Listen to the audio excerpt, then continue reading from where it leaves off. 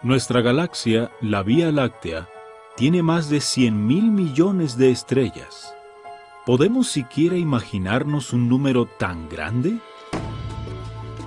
Intentémoslo comparando cada estrella de nuestra galaxia a una página de un libro. ¿Cuánto nos tomaría examinar esas páginas?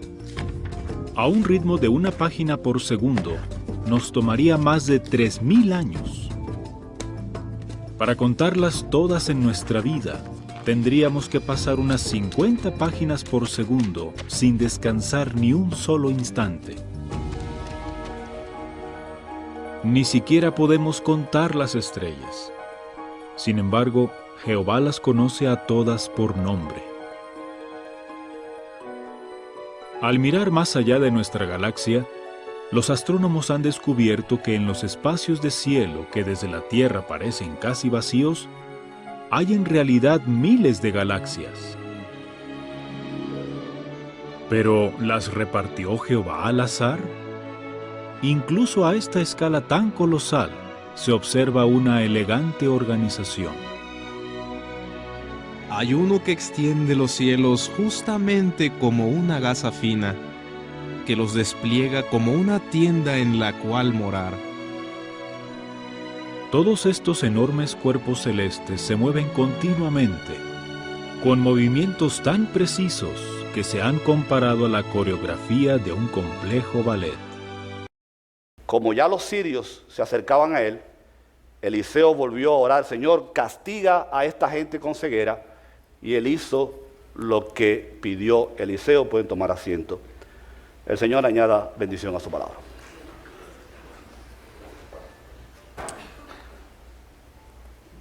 No es difícil entender, creer y hasta practicar algunas de las cosas que voy a compartir con ustedes de la vida diaria.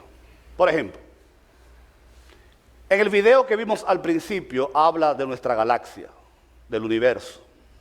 Y una de las cosas que hace mucho tiempo me llamó la atención fue un experimento que se hizo con el telescopio, creo que Hubble que se llama, un telescopio que la NASA mandó al espacio y ha estado viajando y tomando fotografías y filmando y conociendo el vasto e infinito universo que existe allá afuera.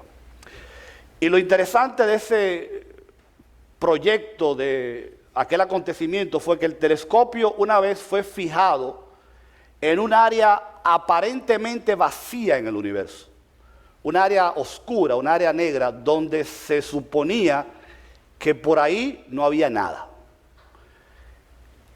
Pusieron el telescopio y lo fijaron en ese espacio por varios días, no sé si por días o por meses, pero en la manera en que el telescopio iba investigando aquella área aparentemente oscura y vacía, de repente comenzaron a aparecer miles de nuevas galaxias, que no solamente estaban fuera de la vista de los ojos humanos, como están la mayoría de los astros celestiales, pero que estaban incluso fuera del alcance de los más sofisticados telescopios que la NASA y que cualquier otra agencia internacional pudiera contar. En otras palabras, lo que estoy tratando de decir es: existen mundos ahí afuera, existen realidades ahí afuera, que nosotros no podemos ver con nuestros propios ojos físicos. Sin embargo, la mayoría de la gente no duda de que existen. Otro ejemplo sencillo es, por ejemplo, usted recoge agua de una agua estancada en un lugar y la pone en un vaso. Probablemente usted no va a ver nada en esa agua, pero usted pone la misma debajo de un microscopio. Usted recuerda que probablemente en la universidad, en la escuela, usted hizo este tipo de experimentos, y de repente el microscopio va a revelar un mundo complejo y sofisticado que no se puede ver con los ojos físicos, pero que existe y que está ahí, y que cada día se descubren más microorganismos y más elementos en mundos paralelos a los nuestros, donde si bien los ojos físicos que Dios nos dio no pueden verlo, usted y yo sabemos que eso no evita y no quita el hecho de que realmente existen. ¿Nos estamos entendiendo? El primer punto del mensaje que queremos predicar en esta mañana y que hemos titulado Un vistazo al mundo visible, lo hemos titulado asimismo, El mundo invisible realmente existe. El mundo invisible es real. Y hemos dado algunos ejemplos prácticos de cosas que usted y yo manejamos a diario que no podemos ver con nuestros ojos, sin embargo sabemos que existen. Los psicólogos, por otro lado, han desarrollado una teoría que se llama, traducida al español, la permanencia objetiva. Y aquellos que han estudiado psicología saben que la permanencia objetiva es aquella condición, capacidad, no sé cómo llamarla, yo no soy psicólogo, donde los niños, por ejemplo, ustedes han visto a un niño jugando peekaboo, que se pone los ojos, se tapa los ojos y dice peekaboo, y dicen los psicólogos, cuando el niño se tapa los ojos, él realmente cree que la persona al frente de él desapareció, de que no está allí. Y cuando él abre los ojos, la persona aparece de nuevo. Eso se llama en psicología la permanencia objetiva. Para el niño, el hecho de que él no ve a la persona que está enfrente de él, para él no existe. Sin embargo, usted y yo sabemos que la persona siempre ha estado allí. El avestruz es un buen ejemplo de eso. El avestruz, que parece una gallina en esteroide, el avestruz, el chicken nuestro, ¿verdad, Junior? Cuando el avestruz se encuentra en una situación de peligro, ustedes saben lo que hace, ¿verdad? Mete la cabeza en un hoyo. Porque en la mente del avestruz, el pobre, él cree que si hay un enemigo al frente, un depredador, y él mete la cabeza en el hoyo y no lo ve, el enemigo va a desaparecer. Y usted y yo sabemos que eso no es verdad. Dicho sea de paso, a veces nosotros los seres humanos hacemos lo mismo. Tenemos un problema y cerramos los ojos. No existe, no existe, no existe. Y porque no exista o cerremos los ojos, el problema no se va a desaparecer. El problema no se va a ir. El problema continúa. Eso lo que demuestra es que el no ver no necesariamente implica no existencia. ¿Nos estamos entendiendo? El no ver con los ojos físicos no necesariamente demuestra no existencia. Hoy en día, muchas personas usan el argumento, yo no creo en Dios porque no lo puedo ver. Yo no creo en el mundo invisible porque no lo puedo ver. Yo no creo en los ángeles, yo no creo en las criaturas celestiales, yo no creo en la existencia de un mundo paralelo porque sencillamente yo tengo que ver para creer. Claro, nosotros hemos aprendido en la Biblia, en la palabra de Dios, que el que ve, a ver si lo digo bien, que para ver hay que creer primero, porque el que cree es el que ve, porque el que quiere ver para creer nunca va a creer. ¿Se entendió el trabalengua? Dios está ahí, Dios existe, Dios ha existido desde la eternidad. El mundo y la dimensión en la que Dios existe está tan real como los planetas, las galaxias, el mundo microscópico y todas aquellas realidades que nosotros no podemos ver con nuestros propios ojos y aceptamos. Lo mismo pasa con la realidad, la existencia de Dios y todo lo que tiene que ver con su mundo. La ciencia, por mucho tiempo, nos ha estado enseñando. Y dicho sea de paso, parte del método científico, la principal parte del método científico es la observación. Y los científicos han estado diciendo por mucho tiempo que para que algo pueda ser realmente científico, tiene que ser observable.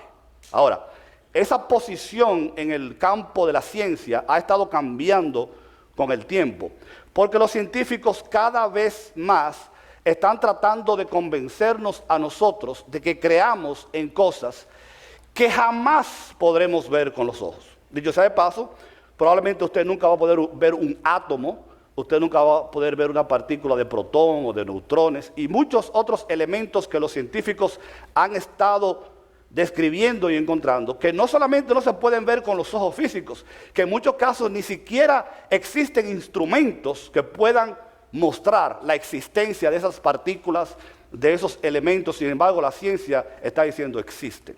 Están allí. Y como último ejemplo en esa área, hace no mucho tiempo atrás, los científicos han desarrollado dos teorías nuevas, y siempre son teorías. La misma evolución sigue siendo una teoría que no se puede comprobar. Una de esas teorías es la existencia de lo que llaman en inglés dark matter, o la materia negra. ¿Qué significa esto? Que los científicos han llegado a la conclusión de que la materia que observable y medible que existe en el universo no puede ser suficiente para haber creado el universo que nosotros tenemos hoy. Por lo tanto, ellos creen que más del 90% de la materia que existe allá afuera no se ve. Y a eso ellos le llaman dark matter. Y nos dicen a nosotros, tenemos que creer en eso, aunque no lo veamos. Hopkins, uno de los más famosos científicos, el de la silla de ruedas, lo han visto en los documentales, desarrolló la teoría de los hoyos negros, de black holes. Y todos los científicos del mundo creen, la mayoría, vamos a decir, no todos, en la existencia de los hoyos negros, aunque ni se ven, ni hay manera de medir, ni de comprobar su existencia. A todo esto, cuando nosotros vamos a la Biblia y leemos, por ejemplo, el pasaje que acabamos de leer en Primera de Reyes, en Segunda de Reyes, encontramos la historia de Eliseo y un servidor suyo. Y para que nos pongamos en contexto, estamos más o menos en el año 800 y algo, unos 100, 120 años antes de que los asirios destruyeran el reino del norte y la ciudad de Samaria. Los asirios estuvieron asediando a Israel y la ciudad de Samaria por muchos años, pero Dios una y otra vez libró al pueblo de la mano de sus enemigos, casi siempre a través de un profeta. Como yo les he dicho en otras ocasiones, de los dos reinos, cuando se dividieron después de Salomón, el reino del norte y del sur, en el reino del norte no hubo ni un solo rey bueno, not even one. Y el rey que aparece en esta historia tampoco fue un Dios bueno. Jorán, como ninguno de ellos, gobernó por 12 años en Israel. Fue un rey que tuvo momentos de lucidez, que de vez en cuando defendió al profeta Eliseo, pero por lo general hizo lo malo ante los ojos de Dios. A pesar de ser un rey malo, a pesar de haberse vuelto contra Dios, Dios tuvo misericordia de él en muchas ocasiones, usando al profeta Eliseo para librarlo de la mano de sus enemigos. Eventualmente Asiria va a atacar Israel y va a destruir la ciudad de Samaria. Pero en este tiempo, un día, Eliseo, el profeta de Dios, cuenta el pasaje que hemos leído, que el rey de Asiria pretendía atacar a Israel y sorprenderlo. Casi siempre en batallas, el elemento sorpresa es el mejor que usted puede utilizar para atacar al enemigo.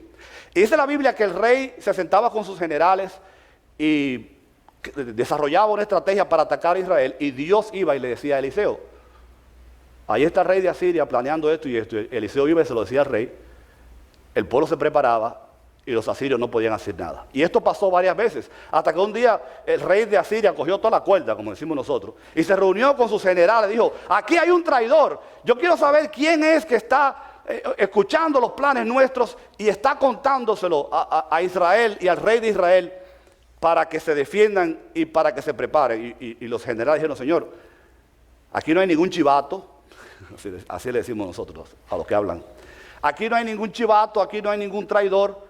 Lo que pasa es que Dios, oiga lo que dice la Biblia en el versículo 17, el versículo 12, 11 y 12. ¿Quieren decirme quién está informando al rey de Israel? Dice el rey de Asiria. Nadie, mi señor, versículo 12. Respondió uno de ellos, el responsable es Eliseo, el profeta que está en Israel. Él es quien le ha comunicado todo al rey de Israel, todo, aún lo que su majestad dice en su alcoba. El rey de Asiria estaba solo en su cuarto maquinando contra el pueblo de Israel, y allí estaba Dios. Él se reunía con sus generales en el cuarto de batalla, y allí estaba Dios. Él no lo veía, pero el hecho de que él no lo viera no tenía nada que ver de que Dios estuviera allí. Amén. El hecho de que la gente no vea a Dios en el día de hoy físicamente, Dios no va a dejar de existir porque usted no cree en Él. Dios no va a dejar de actuar porque usted no cree en Él. Dios no va a dejar de bendecir a su iglesia y de interactuar en el mundo y procurar la salvación de aquellos que le buscan porque usted no lo vea con los ojos. El rey de Asiria y sus secuaces probablemente no creían en el Dios de Israel. Probablemente no creían en la existencia de ese Dios. Pero el hecho de que ellos no creyeran, el hecho de que ellos no estuvieran al tanto, no evitaba que Dios estuviera metido en la habitación con ellos, escuchando todos los planes y comunicándoselo a Eliseo para que se lo comunicara al rey de Israel, para que se defendiera de sus enemigos. Y ese Dios que estaba allí en el cuarto del enemigo, escuchando todo, es el mismo Dios que está disponible para la iglesia en el día de hoy. Un día, sin embargo, Eliseo está en su casa de campo con su criado Giesi, ¿cómo se llama? Giesi. Y probablemente Giesi se levanta por la mañana como se levantaba todos los días, con su cubeta de agua, qué sé yo, fue al río a lavar, lo que sea. Y cuando se levanta de repente ve que toda la ciudad está rodeada de un ejército enemigo con carros de guerra, hombres armados. ¿Y qué hizo Giesi? Lo mismo que hacemos nosotros cuando nos sorprende un problema en la vida. Se paniqueó. He panicked. Dijo, oh my God. Dijo, ahora sí es verdad que nos fuñimos, decimos en mi país. En mi país eso no es una mala palabra. ¿Verdad, Johanny? Ahora sí es verdad que estamos fritos. ¿Qué vamos a hacer? Y fue, corrió, soltó la lata y corrió. Eliseo, Eliseo. Los asirios están aquí con sus carros y con sus caballos y con sus armas. We have a problem. Houston, we have a problem. Hermanos, una y otra vez la palabra de Dios nos va a repetir lo que Eliseo le dijo a su criado. Su criado en este momento iba a recibir una lección que jamás se le olvidaría. Y en el versículo 17 vamos a encontrar que la experiencia por la cual Giesi iba a pasar iba a ser probablemente la experiencia más grande de su vida. Él estaba a punto de descubrir por primera vez en su vida la existencia de un mundo invisible.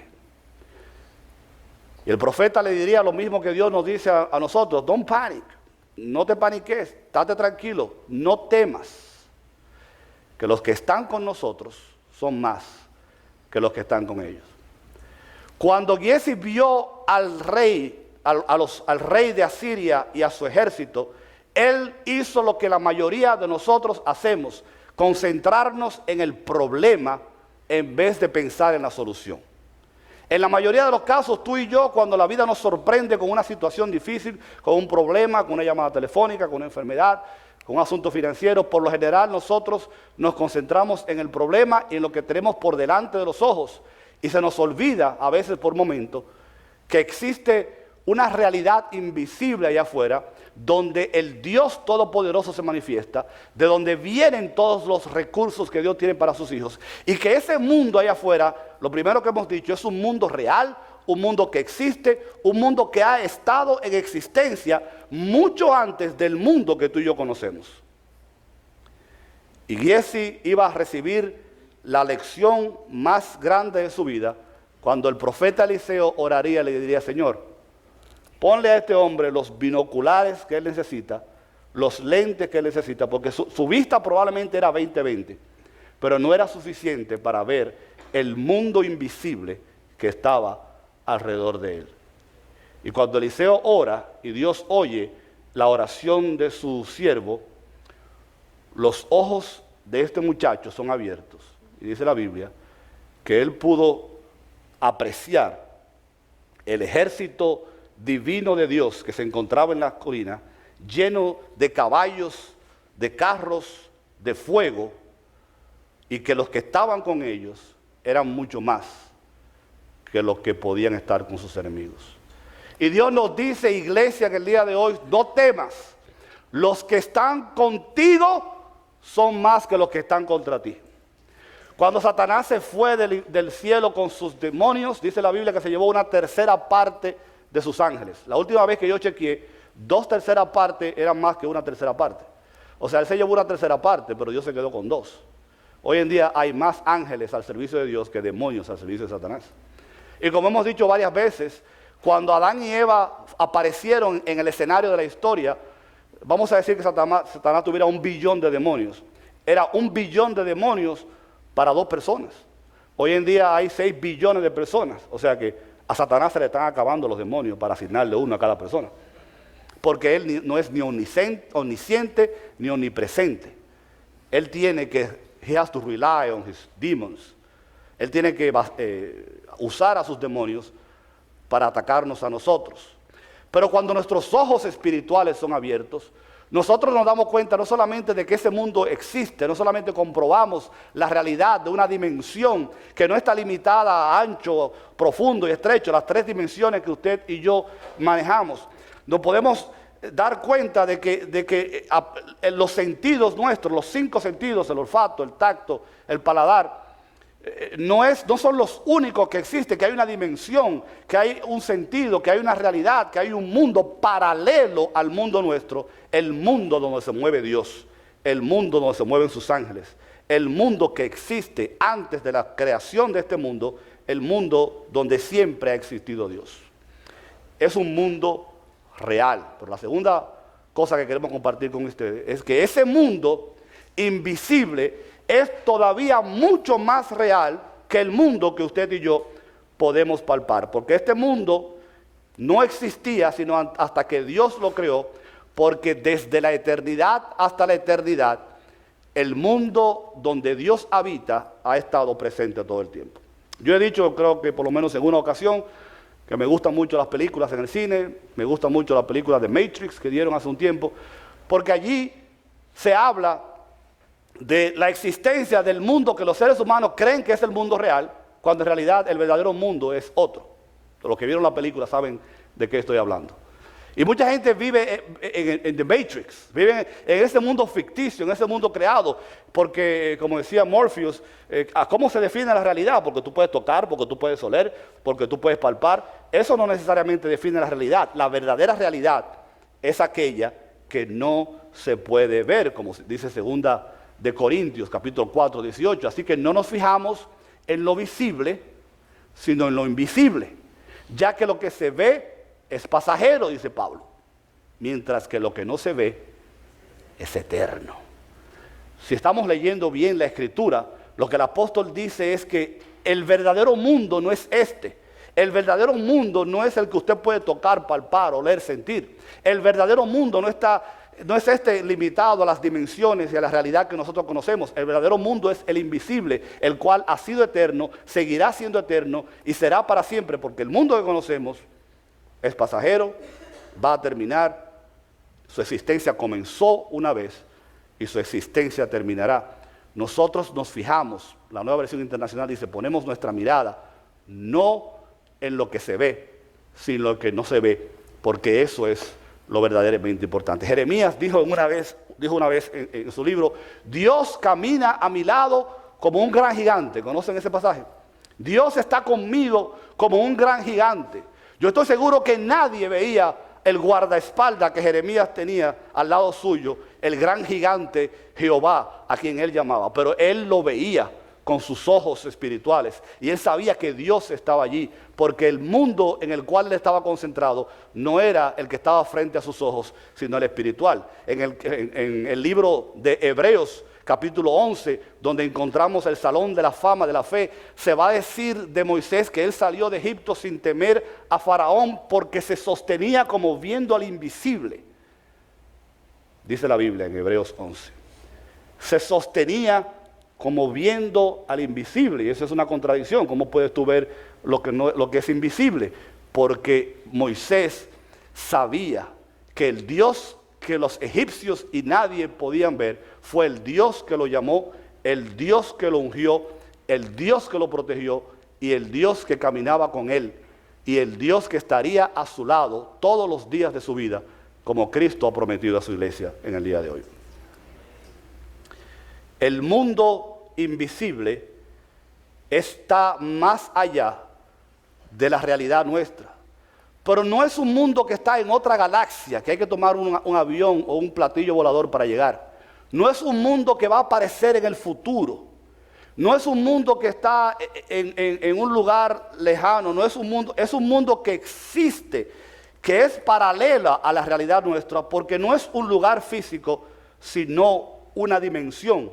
Un mundo que ha estado alrededor nuestro todo el tiempo y que nosotros los cristianos tenemos la capacidad de tener acceso a él por la voluntad de Dios. Cuando uno lee la Biblia en el libro de Génesis, capítulo 28, encontramos la historia de Jacob que huía de su hermano. Dice la Biblia que él llegó a un lugar donde solamente habían rocas, desierto, el firmamento encima de él, tomó él unas rocas y la puso de almohada. Y probablemente Jacob diría en su mente, bueno, esto que está aquí es todo lo que hay. Por lo menos encontré rocas para usarla de almohada, se acostó allí en la intemperie. Y cuenta la Biblia una historia extraordinaria en ese capítulo de que él tuvo esa visión donde ángeles de Dios subían y bajaban, y más tarde él mismo iba a pelear con un ser invisible. Jacob llegó a un lugar donde usted y yo hubiéramos dicho, bueno, esto es lo que hay, aquí no hay nada, aquí lo que hay es roca, aquí lo que hay es intemperie, aquí lo que hay es arena, aquí lo que hay es cactus. Pero paralelamente con ese mundo, al lado de Jacob, los ángeles de Dios se movían, subían, bajaban, la presencia de Dios estaba allí.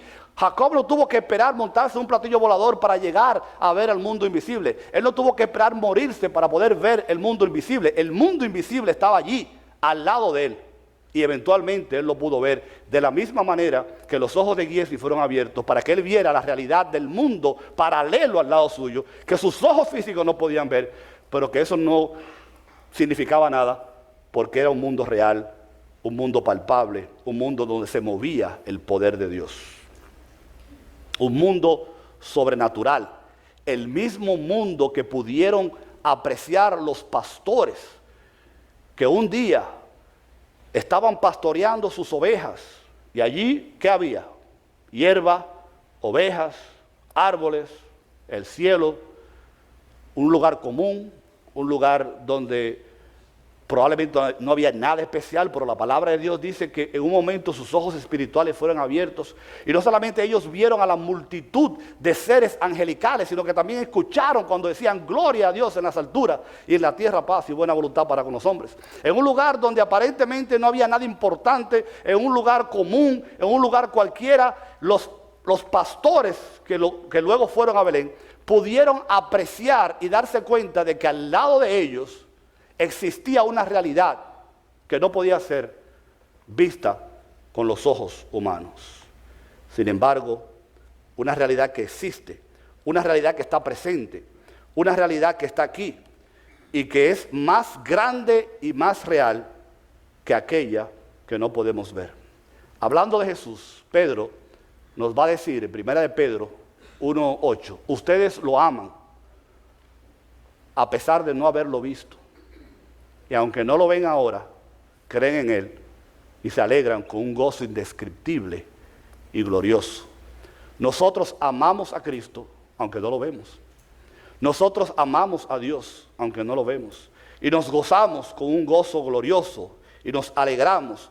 Porque nosotros no tenemos que ser como Tomás y decir, hasta que yo no lo vea, no voy a creer. Y por no creer y por no aceptar la realidad de esa realidad invisible, el hombre se perdió de una gran bendición. No te pierdas tú una bendición en el día de hoy por estar limitado a lo que tus ojos físicos pueden ver. Tú y yo tenemos que aceptar la verdad bíblica de que Dios y su mundo son real, de que son paralelos al mundo nuestro, de que el mundo invisible está allí, accesible, y aunque tal vez nunca podamos verlo como estos hombres lo vieron, ni palparlo como ellos lo palparon, eso no quiere decir que Dios no continúa actuando, que Dios no continúa moviéndose, que sus seres angelicales están a la disposición nuestra, y que su actividad interfiere y afecta la vida tuya y la vida mía. Porque el mundo real, invisible, el mundo invisible es más real que el mundo que se puede ver. Hay una ilustración en Centroamérica. Hay un pez que le llaman el cuatro ojos. Así le dicen a veces a las personas que tienen el pejuelo, ¿verdad? el cuatro ojos. El cuatro ojos es un pez, four eyes, que tiene cuatro ojos, tiene dos arriba, dos abajo, y él tiene la capacidad de que él navegue en el agua, y con los ojos de arriba ve fuera del agua, y con los ojos de abajo ve en el agua. Él puede ver dos mundos al mismo tiempo. ¡Qué bendición! Nosotros los cristianos deberíamos ser como el cuatro ojos. Deberíamos tener nuestros ojos físicos puestos en el mundo que nos rodea, en el mundo palpable, en el mundo limitado por nuestros sentidos y nuestras dimensiones, en la necesidad de la gente, pero nuestros ojos espirituales tienen que estar puestos en las cosas de arriba, donde está Cristo sentado, dice la Biblia. Nuestros ojos espirituales tienen que estar puestos en aquellas cosas que no podemos ver, pero que sabemos que existen. Para cuando se presente la necesidad, cuando se presente el enemigo, cuando se presente la situación difícil, nosotros no seamos como Giesi y digamos, oye, ¿ahora qué vamos a hacer? Sino que digamos, eso que está delante de mí no es nada, porque el mundo en el cual está Dios, que es mi Dios, es más grande, más poderoso, tiene más recursos, y ellos son más que los que están delante de mí. Y eso es verdad bíblica. Eso no lo estamos inventando. Esa es una realidad que you can bank on it. Cuando Giesi vio el enemigo y vio el problema, él lo que vio fueron los carros de guerra del enemigo. Hasta que sus ojos espirituales no fueron abiertos, él no pudo ver los carros de fuego de Dios. Y yo no sé usted, pero yo prefiero los carros de fuego de Dios que los carros de metal del enemigo. La Biblia enseña que los carros de fuego de Dios son un símbolo del poder de Dios, porque Dios, dice la Biblia, es todopoderoso. Él es todopoderoso. Él todo lo puede. No hay nadie como Dios. No hay enemigo que pueda ponerse contra Dios. No hay diablo que pueda contra Dios. Y por lo tanto no hay diablo ni enemigo que pueda en contra de la iglesia cuyo Dios es Jehová.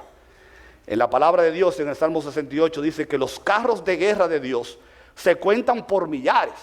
Los carros de guerra de Dios se cuentan por millares. El ejército que Dios tiene a su disposición es más grande, más poderoso y más temible que cualquier enemigo que tú y yo podamos enfrentar aquí en la tierra. Giesi se fijó en el problema, pero Dios le enseñó la solución. ¿Qué hacemos tú y yo cuando viene la tormenta? ¿Qué hacemos tú y yo cuando viene el problema? ¿Qué hacemos tú y yo cuando vemos al enemigo? Cuando hay más mes que dinero. ¿Usted ha oído en inglés que dice, we have more, hay más mes que dinero? O sea, para el día 10, el día 12, el dinero se acabó y faltan todavía días para que se acabe el mes. Y no sabemos dónde va a sacar el dinero. ¿Qué hacemos? ¿Vemos los carros del enemigo o vemos el poder del Dios invisible? Hay una historia de un barco de guerra británico en la Segunda Guerra Mundial. Este barco recibió las instrucciones de navegar en una dirección hasta un puerto específico sin que se desviara ni a la izquierda ni a la derecha. Los comandantes que le dieron la orden les dijeron, ustedes van a navegar de aquí, del punto A al punto B, no se van a desviar ni a izquierda ni a derecha hasta que llegue a su destino. Y si hay algún problema, notifíquenlo por código Morse. Efectivamente, el capitán arrancó con su barco y a mitad de la travesía se dieron cuenta que más adelante había un barco enemigo. Y escribieron, barco enemigo a la vista, ¿qué hacemos? Y un mensaje que no saben de dónde vino, le dijeron, continúen firmes hacia adelante, no se desvíen, ni a izquierda ni a derecha. El capitán había visto el barco enemigo, pero no había visto ningún barco amigo a su lado que tal vez pudiera apoyarlo en caso de necesidad. Pero él decidió, como hacen siempre los militares, obedecer la orden y siguió hacia adelante. Y finalmente llegaron al puerto que tenían que llegar. No faltaban unos metros para que el barco llegara a su destino cuando debajo del agua surgió un submarino británico que todo el tiempo durante la travesía estuvo acompañando al barco para protegerlo de cualquier ataque. El capitán y su tripulación nunca vieron al submarino que iba con ellos, pero el submarino estaba allí.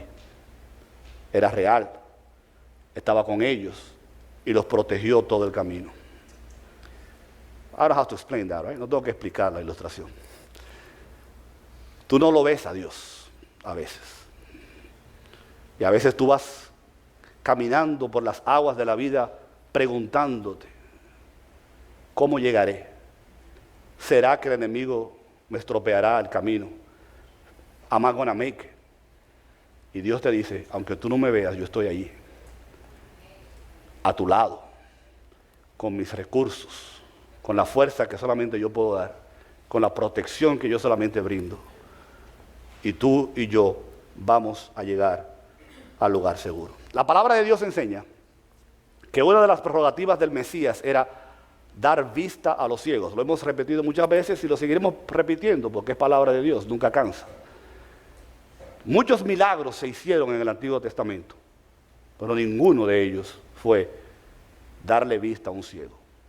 Eso lo hizo Jesús, porque a Jesús le tocaba el milagro de devolver la vista a los ciegos. Porque esto era no un fin en sí mismo, porque los ciegos se murieron después, todos ellos. La idea era demostrar a través de sus milagros o sus señales, como dice Juan, que Cristo era Dios, que Él era el Mesías, y que Él no solamente podía abrir los ojos físicos, que para mucha gente eso es difícil, que una persona ciega de nacimiento y que de repente vea. By the way, los científicos han dicho que no solamente los científicos, el mismo Darwin, el autor de la teoría de la evolución, antes de morirse, él dijo que habían dos cosas que él nunca iba a poder explicar.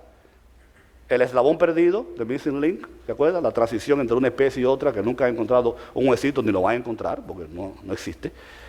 Y la evolución del ojo, porque los científicos han dicho que el ojo humano es la parte más complicada del cuerpo humano, que no pudo haber evolucionado nunca. El ojo tuvo que haber sido creado como está, porque si no, los seres humanos nunca hubiéramos visto. Y la realidad de Jesús al venir a la tierra y devolver vista a los ciegos era una ilustración de que también Él abriría los ojos espirituales nuestros. Porque tú y yo estamos en esta iglesia, tú y yo hemos creído, tú y yo somos parte del cuerpo de Dios porque el Espíritu Santo de Dios abrió nuestros ojos espirituales. Y pudimos ver la realidad de un Dios amoroso y misericordioso que dio a su Hijo en la cruz a morir por nosotros. Y nosotros le vemos y le amamos, creemos en Él aunque nuestros ojos no lo pueden ver. Sabemos que Él está como un gigante a nuestro lado. Nos aferramos a la vida y seguimos hacia adelante como viendo al invisible, sabiendo que su presencia es real. Es interesante que cuando los ojos espirituales de Giesi fueron abiertos, su perspectiva cambió. Nunca más se mencionan los enemigos, nunca más se dice qué pasó con él. Pero yo estoy seguro que él a partir de ese día no volvió a ser jamás la misma persona. Yo estoy seguro que a partir de ese día su vida cambió, su vida se transformó, sus miedos desaparecieron. Y yo estoy seguro que la próxima vez que Giesi se encontrara ante un enemigo, aunque fuera más grande que el anterior asirio, en esa ocasión él iba probablemente a recordar y decir, no lo puedo ver, pero los que están conmigo son más que los que están con ellos. Y en tercer lugar, y con esto termino, la llave, la combinación que abre las puertas de ese mundo invisible es la fe. La fe. Eso fue lo que pasó en la historia. Fue Dios quien abrió los ojos del siervo de Eliseo, pero fue la fe de Eliseo que pudo abrir los ojos espirituales del siervo de él. Porque la palabra de Dios dice en Hebreos capítulo 1, versículo 1, y para que podamos desmenuzar mejor el pasaje que usted se sabe de memoria, vamos a leerlo en la Biblia. Dios habla hoy que dice, ¿qué cosa es la fe? Bueno, tener fe es tener la plena seguridad de recibir lo que se espera. Es estar convencido de la realidad de lo que no se puede ver. La segunda parte es la que más nos importa. La fe es estar convencido de que lo que no vemos es real, aunque usted no lo vea. Y eso es lo que hace la fe. En el griego, la palabra fe es pizo, que viene de otra palabra, pistis, y significa literalmente persuasión, creencia, convicción, aseguranza, firmeza. Es la palabra que se ilustra en Marcos capítulo 4, cuando Jesús le dice a los discípulos, pasemos al otro lado. Jesús le da la certeza, la aseguranza, la convicción, la declaración, si así se quiere, de que los discípulos y él pasarían en la barca al otro lado. Pero ¿qué pasó en medio del mar? Ustedes recuerdan la historia. Vino la tormenta, vino el viento, vinieron los problemas, y a los discípulos se les olvidó las palabras del maestro de que pasarían al otro lado. Faltó convicción, faltó firmeza, faltó persuasión, faltó seguridad.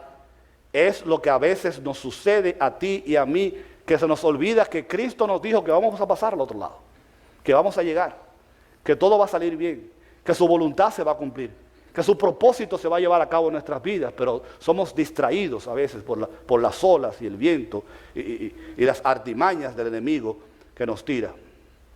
Esa fe que es común en toda la palabra de Dios, a pesar de que no estábamos allí, fue la fe que Job puso en práctica cuando dijo en Job capítulo 13, versículo 15, he aquí, aunque él me matare, en él esperaré.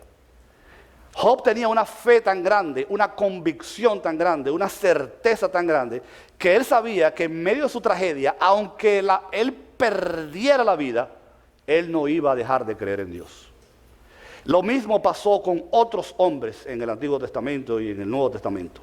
Es la misma fe que declara el autor del Salmo número 30 cuando dice, porque un momento será tu ira, pero su favor dura toda la vida. Por la noche durará el lloro y a la mañana vendrá la alegría. Es la misma fe que puso en manifiesto Daniel cuando le dijeron, te vamos a tirar al foso de los leones. Él dijo, me pueden tirar donde ustedes quieran, al pozo de los tiburones si quieren, pero yo voy a seguir creyendo en el invisible, el que aunque ustedes y yo podemos ver con nuestros ojos, está presente y si quiere me salva de allí. Es la misma fe que pusieron de manifiesto los amigos de Daniel cuando le dijeron, te vamos a tirar al lago de fuego y ustedes pueden hacer lo que a usted le dé la gana, pero nosotros vamos a seguir creyendo en el Dios que hemos creído, seguiremos viendo al Dios invisible, seguiremos creyendo en Él porque tenemos la certeza, la garantía, la convicción, la seguridad de que es el Dios todopoderoso, un Dios que existe. La fe es la clave. La fe, no la fe que muchas veces nosotros queremos poner en práctica, tengo fe de que me voy a sacar la loto, tengo fe de que me voy a casar.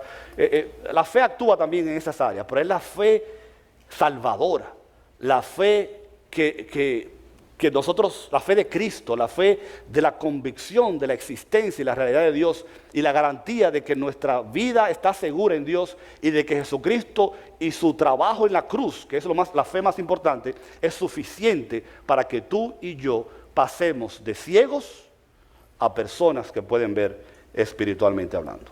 Finalmente, ahí termino con una ilustración.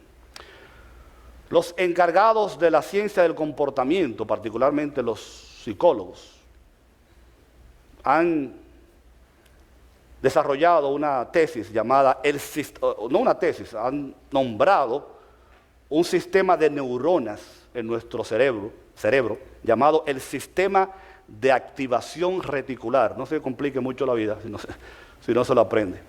Reticular Activating System. Y ellos dicen que todos nosotros tenemos un sistema de activación reticular. Ahora pregúnteme, pastor, ¿qué es eso? Gracias por preguntar, hermana mía. El sistema de activación reticular, según los psicólogos, lo que hace es que permite que usted vea aquellas cosas para las cuales usted se ha preparado. Y el ejemplo más sencillo es el siguiente. Usted no tiene carro, o tiene un carro y usted anda por la calle todos los días y no pasa nada. Un día usted decide comprar un vehículo y pone sus ojos en un... ¿Cuál es tu vehículo favorito, brother? Un Lamborghini. La hermana tiene gusto caro, brother. Prepárate, trabaja fuerte. Son caros esos carritos. La hermana pone sus ojos en un Lamborghini. ¿De qué color, hermana? Rojo. Dice que son los que más tickets le dan a los carros rojos, pero bueno. El hermano tiene dinero. La hermana va al internet, ella ve el Lamborghini que ella quiere y el color que ella quiere o va a una revista, o va a un dealer. Al otro día ella sale a la calle y empieza a ver Lamborghini rojo por todas partes. Le pasa uno por al lado, ve un anuncio, ahí está el Lamborghini rojo. El vecino tenía uno, ya ni cuenta se había dado. O sea, de repente, usted sabe lo que le estoy hablando, ¿verdad? De repente ella empieza a ver el Lamborghini rojo por todas partes. Eso se llama sistema de activación reticular, porque nuestra mente se prepara para ver aquello que queremos ver. Si usted quiere que sus ojos espirituales sean abiertos, si usted quiere tener acceso a ese mundo invisible, si usted quiere palpar la realidad, la existencia de ese mundo que puede ser abierto y al cual podemos tener acceso por la fe, nosotros tenemos que preparar nuestra mente y nuestro corazón en la palabra de Dios. Yo no estoy diciendo, no estoy hablando de la mente positiva, ni estoy hablando de esa falsa doctrina de que si usted pone algo en la mente, un Lamborghini, le va a aparecer un Lamborghini al otro día. No es eso. Lo que estoy diciendo es que cuando ponemos nuestra mente en Dios, cuando ponemos nuestra mente en las cosas de Dios, cuando metemos nuestra mirada en la Biblia, cuando nuestros pensamientos están puestos en las cosas espirituales, nosotros entonces, nuestro sistema reticular espiritual se activa y podemos ver el actuar de Dios en nuestra vida, en nuestra iglesia, en nuestra familia y glorificar el bendito nombre de Dios por lo que Él puede hacer por nosotros. Nos ponemos de pie.